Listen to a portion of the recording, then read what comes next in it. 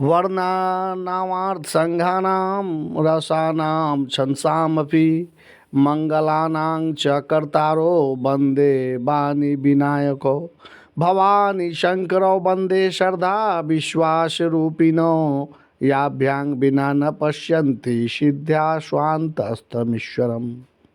रामचरितमानस का स्वाध्याय प्रत्येक मानव को अवश्य करना चाहिए।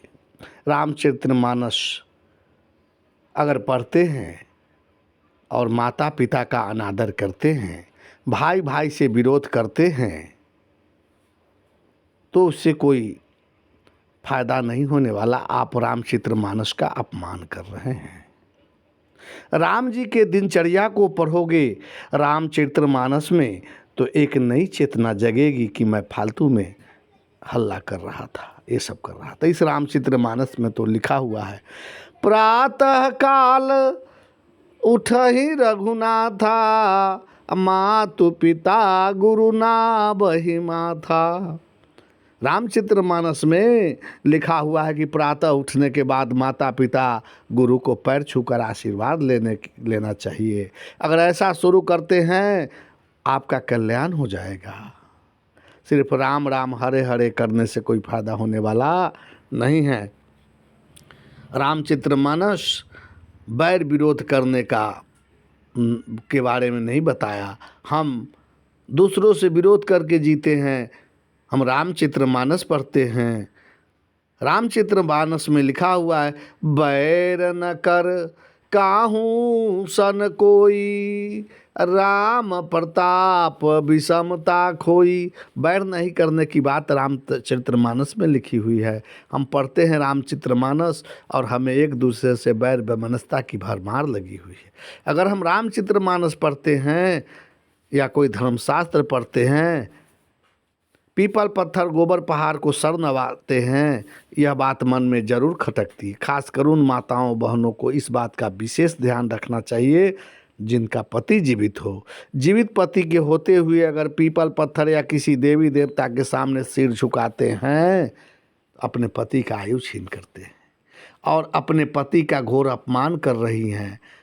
जब माता सीता वनवास के समय सती अनसुईया से मिलती है और नारी धर्म की चर्चा करती है, माता अनसुईया सीता जी को कौन से नारी धर्म अपनाने की सलाह देती है? माताएं बहनें ध्यान से सुनिए।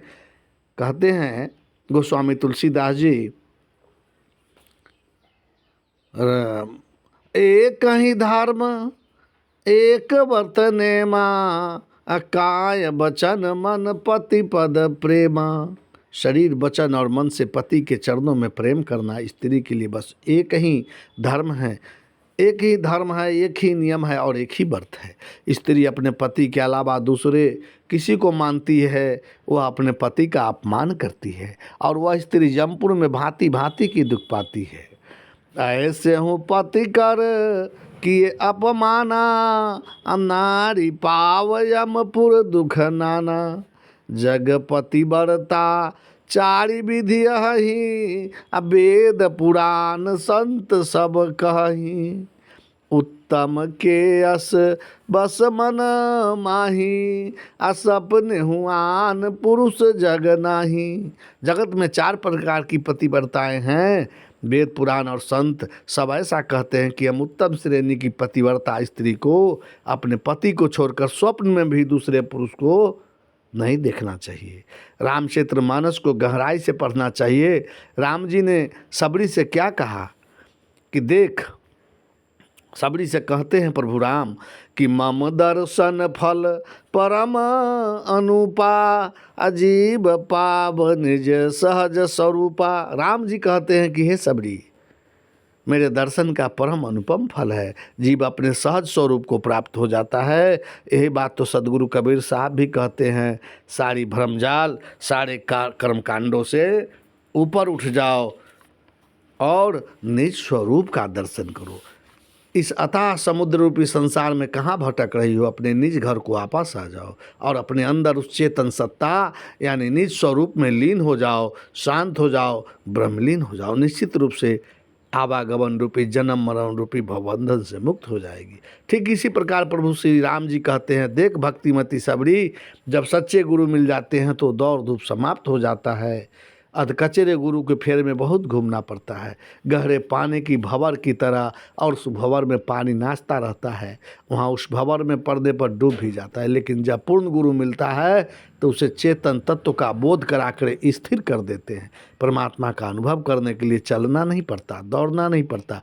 राम जी कहते हैं, देख सबरी, जिसे तुम पाना चाहती हो तुम्हारा स्वरूप है, और जिसे तुम छोड़ना चाहती हो वह संसार है। प्रभु राम जी कहते हैं, तुम अपने स्वरूप को तो पहले ही प्राप्त कर ही ली, और संसार तो तुम पहले ही छोड़ चुकी हो, अब तुम्हें कुछ करना बाकी नहीं। राम जी कितनी दो टूक सच्चाई कहते हैं कि मम दर्शन फल परम अनुपा, अजीब पाव निज सहज स्वरूपा। जब सच्चे गुरु सदगुरु मिल जाते हैं तो तुम्हारा जो परमार्थिक स्वरूप है, तुम्हारा जो परम रूप है, उसका अनुभव हो जाएगा। सारे व्यवहार को सुलझा देते हैं प्रभु श्री रामचंद्र जी। रामचरितमानस ने साध्य साधन का बोध करा देती है, इसलिए रामचरितमानस में भी बड़ी ज्ञान की बातें छिपी हुई है। जय जय श्री राम।